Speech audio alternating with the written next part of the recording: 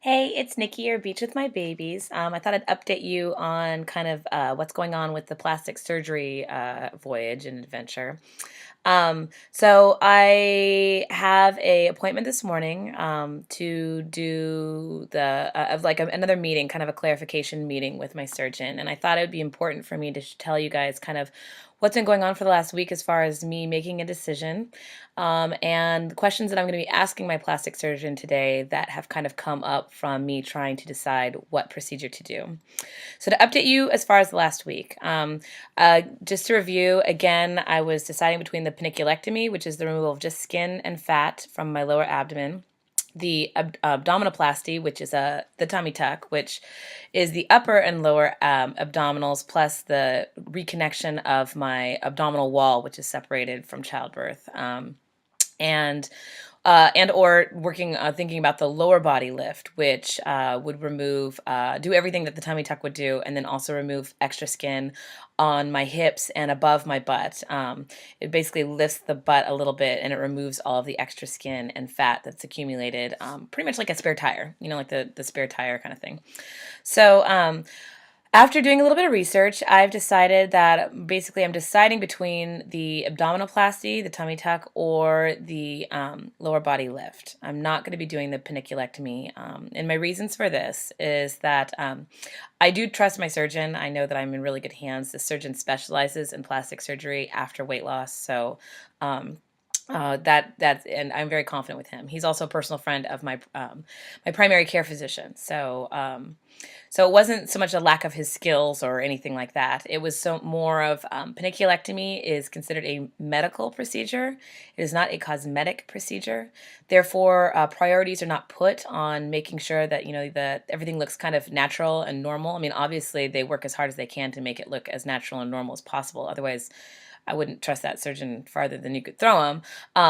However, the belly button might look a little bit funky afterwards, and the primary aim is just to get the skin away from get that hanging down effect gone, so that you can avoid any skin irritation, and you can clean yourself properly and things like that. So I decided against that because I didn't like the idea that it was only really addressing the skin and the lower abdominals. I have a lot of extra skin on my upper abdominals, and I was worried that that would not get resolved. So I'm really deciding between the tummy tuck or the lower body lift. If you want to see, I've made, this is how anal I am, a spreadsheet, PowerPoint spreadsheet, okay? The new PowerPoint on my Mac has a spreadsheet option for when you're trying to make a decision. It's the pros and cons. So I have it titled Just Do It, which is the lower body lift, or the versus the You're So Vain, right? Because let's face it, there are some medical needs for doing this, but a lot of it is vanity. And so, that I have to take that in consideration. When you're throwing down a lot of money and putting yourself in a lot of pain and going through a lot of time and putting yourself under anesthesia for a longer period of time simply for vanity, you got to weigh it out.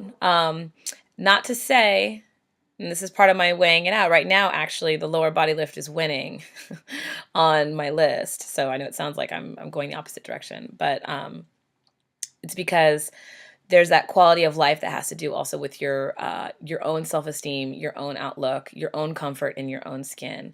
And though you could say the procedure is not medically necessary, there are many justifications and reasons why it could be mentally necessary, or it could be the next stepping stone in achieving personal physical goals for yourself. And so I'm not going to go through my list. That's kind of my own private reasons. But let's just say that right now you can. Oh, and with the spreadsheet, you can for each reason you can rate it 1 to 5. 5 being very important to you, 1 being it's not that big of a deal. So with this numerical calculation, because that's how anal I am, I'm a teacher, people. So so far. The Just Do It is my number didn't come up for this for some reason, but I think Just Do It is at I think like 60 points, and You're So Vain is at 56 points. So they're pretty damn close. Just Do It has more reasons why I want to, but they're lesser ranked in points. You're So Vain has some really strong points that are higher ranked. wow, I teach, and that's bad, that are ranked higher, um, but there's not as many reasons for me. So I made an appointment with my surgeon to go over the two procedures, to look at photos of specifically patients that he's worked with, hopefully people who are in a similar body style and type as me, to look at the results so I can decide. A big issue for me, the two things that are the biggest things that come up for me. The extra skin over my hips and my butt, that really bother me, like really deeply bug me and bother me. Um, yeah. And the other is having a permanent scar all the way around my body. That really also bothers me. I haven't got a tattoo for a reason, people, and it's because I'm not good at committing for things that are permanent. And this idea of having a scar forever that definitely just shows I had surgery is a big deal.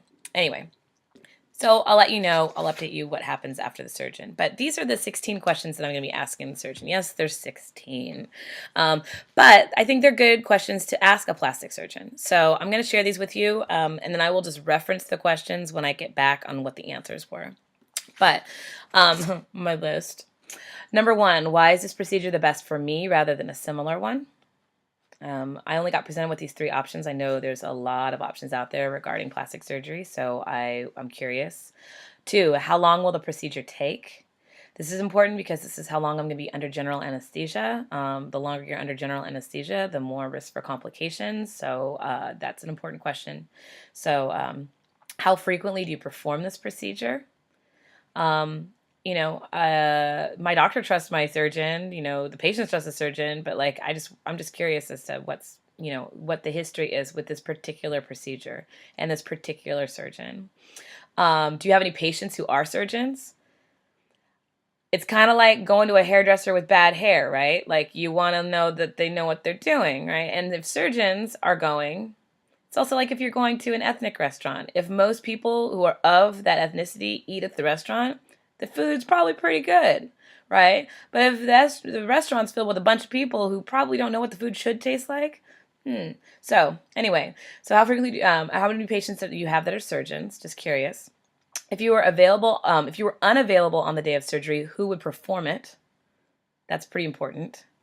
What type of anesthesia will be used during the procedure? That's also important because each type of anesthesia has its own risks. What medical staff will assist with the procedure?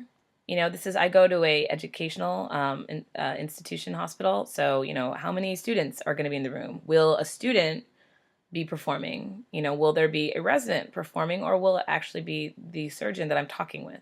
These are all things that can happen, and I want to know who's going to do the procedure. What precautions are used for nausea post-surgery?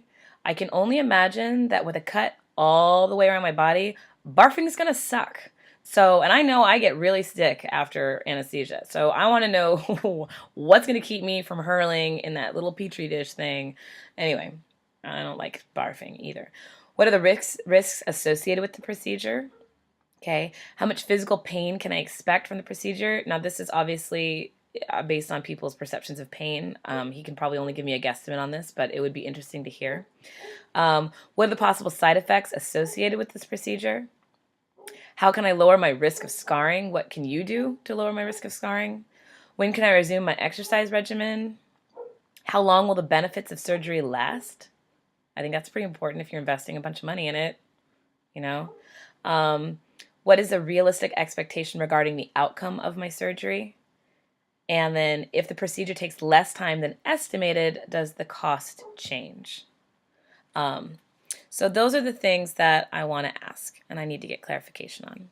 So as far as the research that I've been doing this week, I've just been on the web, doing your standard like Googling and checking things out. I've also been talking with different people, different friends that I know would give me their unbiased opinion. My former trainer gave me her opinion, which I really value, and I took into consideration. My doctor, I talked with my doctor about this, my primary care physician. I got her opinion.